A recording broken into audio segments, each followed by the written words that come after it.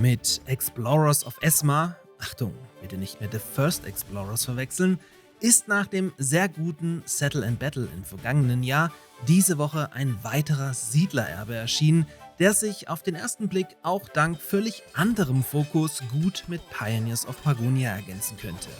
Daher habe ich euch alles, was es zur ersten Early Access Version zu sagen gibt, in diesem Testvideo aus Sicht eines alten Siedler-Veteranen zusammengestellt.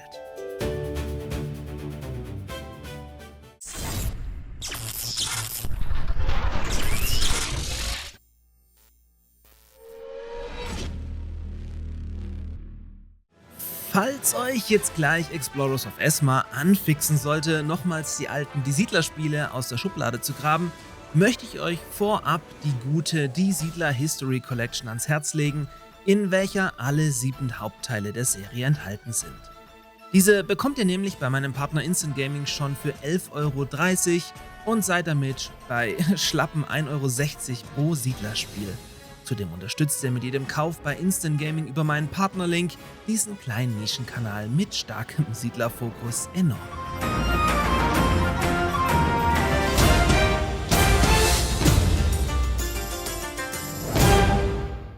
Nachdem bereits im vergangenen Jahr das auf den ersten Blick einfach gestaltete, aber brutal gute Settle and Battle seinen Hut neben Pioneers of Pagonia um das Siedlererbe in den Ring geworfen hatte, gesellt sich seit dieser Woche mit Explorers of Esma ein weiteres Ein-Mann-Indie-Projekt hinzu, welches sich unschwer erkennbar extrem stark an die Siedler 4 orientiert, was bei vielen für erleichterndes Aufatmen sorgen sollte, aber auch eine schwere Bürde mit sich bringt, an welchem der Titel schlussendlich scheitern könnte.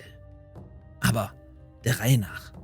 Bei all dem Hype um ein PvP-orientiertes Die Siedler der alten Schule darf man nicht vergessen, dass Explorers of Esma ein Ein-Mann-Indie-Projekt ist, welches zudem gerade erst in den Early Access startet und somit umfangtechnisch natürlich noch sehr rudimentär daherkommt. Was den einen freut, wird den anderen daher enttäuschen, denn Singleplayer-Siedler schauen hier fürs Erste in die Röhre. Eine Kampagne ist aber angekündigt, glänzt aber noch gänzlich mit Abwesenheit. Und wenn wir schon beim allgemeinen Umfang der 1.0 Early Access Version sind, Explorers of Esma bietet gewohnte Siedler 3 und 4 Kost im Skirmish und Multiplayer mit bis zu 8 Spielern bzw. gegen Bots, welche leere Slots ersetzen können. Da man auch Teams einstellen kann, ist somit auch klassischer Koop möglich. Dass man sich aber auch hier noch ganz am Anfang befindet, erkennt man auch daran, dass man keine speziellen Maps auswählen kann, sondern sich auf den prozedural generierenden Map Generator verlassen muss, der seine Sache aber auf den ersten Blick nicht ganz schlecht macht. Mal davon ab, trifft Explorers of Esma aber eine aktuell bemerkenswerte große Lücke, welche Pioneers of Pagonia ohne Not aufgerissen hat. Denn gerade die vielen Kritiker am Volker-Wertig-Titel bekommen hier genau das, was sie dort nicht bekommen haben, weswegen sich beide Titel wunderbar ergänzen könnten. Sprich Singleplayer besiedeln die Pagonischen Inseln, wohingegen alle anderen ihre Schwerter auf Esma wetzen.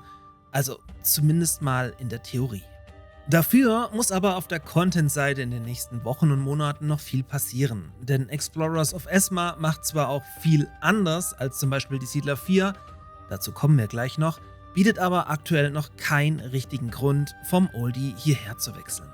Ganz trocken gesagt ist die Siedler 4 dank Settlers United Mod und HD-Patch aktuell nicht nur das deutlich umfangreichere Siedlererlebnis, sondern tatsächlich auch das hübschere. Auch wenn Grafik natürlich immer irgendwo subjektiv ist. Aber das eindeutige Alleinstellungsmerkmal fehlt noch. Mit den Römern steht aktuell auch nur eine Fraktion zur Verfügung. Wikinger sind laut Roadmap aber schon in Arbeit und sollen noch in diesem Jahr genauso wie ein Karteneditor folgen. Und ab hier wird es dann natürlich noch viel spannender. Denn sollte der Karteneditor die Möglichkeit hergeben, spannende und vielleicht sogar direkt gespiegelte Karten zu erstellen, gewinnt die Multiplayer-Komponente sofort deutlich an Bedeutung und könnte, in Kombination mit einem Spectator-Slot, sogar turniertauglich werden. Kommen wir jetzt aber zum Siedler-Nerdwissen. Wo sind die Unterschiede? Was muss der geneigte Siedler-Profi wissen? Prinzipiell findet ihr euch als Kenner von Siedler 3 und 4 sofort zurecht. 2 Holzfäller, ein Förster plus Sägewerk in Kombination mit einem Steinmetz und die Grundproduktion steht bis zum ersten Siedlermangel. Klar. Gebäude lassen sich übrigens mit dem Mausrad in alle 4 Himmelsrichtungen drehen, damit ein Holzfäller zum Beispiel direkt auf die Bäume zuläuft, wenn er seine Holzfällerhütte verlässt. Mit dem Mausrad könnt ihr ebenfalls stufenlos rein und rauszoomen, die Karte lässt sich allerdings nicht drehen und bleibt starr. Schade. Anders als in den großen Vorbildern sind Stein- und Minenspots unendlich, dafür aber nur vereinzelt verfügbar, was deren Besitz umso wertvoller macht. Auf Geologen und übrigens auch Spione und Pioniere wurde gleich ganz verzichtet. Es gibt auch nur ein Minengebäude für Kohle, Eisen und Gold. Sprich, indem ihr eine Mine auf ein Kohlefeld setzt, wird diese automatisch zur Kohlemine, was an sich eigentlich eine coole Idee ist und so den ein oder anderen Fail rausnimmt.